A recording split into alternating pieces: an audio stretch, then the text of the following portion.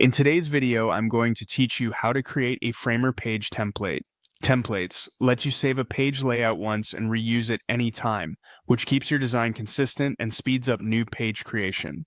To begin, open Framer in your browser and make sure you're signed in. Head to the project where you want this template to live, then open the page that represents the layout you want to reuse. It can be a fresh page or an existing one you've already designed.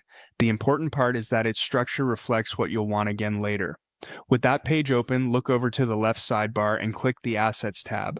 This is your library for reusable pieces, components, styles, and in our case, templates. If you don't see it at first glance, expand the sidebar so the section labels are visible. Inside Assets, select Templates. This area is dedicated to page-level blueprints. Using templates helps teams standardize headers, footers, spacing, and common sections without rebuilding them for every new page. Click New Template. Framer will prompt you to create a template entry.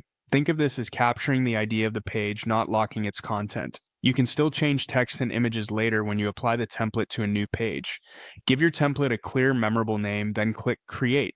Good naming makes it easy to find the right layout later. For example, include the page purpose, audience, or device focus. After you create it, the template is stored in the Templates section of Assets and will be available whenever you add a new page and choose from your templates. That's it. You've turned a single page into a reusable foundation, ready to speed up future work and keep your design system tidy. If your layout evolves, you can return to the Templates area to manage or rename entries so everything stays organized. Thanks for watching and happy building in Framer.